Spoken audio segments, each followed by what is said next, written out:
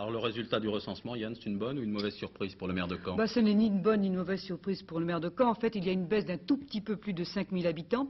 Et l'on peut considérer que c'est un phénomène national qui concerne les grandes villes moyennes. Un autre exemple, c'est Cherbourg, qui enregistre une diminution de 15% de sa population.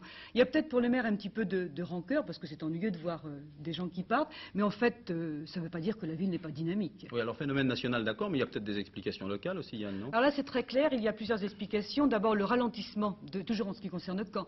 D'abord, le ralentissement de l'exode rural, et Caen est au cœur d'une zone rurale. Ensuite, la mobilité de la population caennaise. Et enfin, la politique en faveur de la propriété privée, souvent en zone rurale également, bien qu'on commence à voir des gens qui reviennent vivre en ville. Un mot de politique politicienne, il y a eu des petits coups de griffe, on est toujours friand des petites phrases à l'égard de la majorité, Pas le par moins de exemple. coups de griffe, pas le moins d'allusion, enfin il y a encore du temps avant les municipales. Et on a osé parler des municipales dès aujourd'hui, à 9 mois de l'échéance? Eh bien, c'est-à-dire que manifestement, le maire n'avait pas tellement envie d'en parler, peut-être parce qu'il n'a pas encore toutes les cartes, il ne connaît pas encore toutes les règles du jeu. Enfin, il y a quand même eu quelques petites réactions, écoutez. On va écouter tout de suite la réaction de Jean-Marie Giraud, c'était tout à l'heure à votre micro, Yann. Mon intention est de conduire une liste au mois de mars prochain, et de la conduire dans le même esprit qu'en 1971 et 1977, c'est-à-dire avec des hommes et des femmes qui regroupent une famille de pensée politique qui se trouve aujourd'hui, c'est vrai, dans l'opposition. Encore que cette notion d'opposition est assez relative dans nos villes où l'aspect de la gestion n'est jamais indifférent aux électeurs et aux électrices.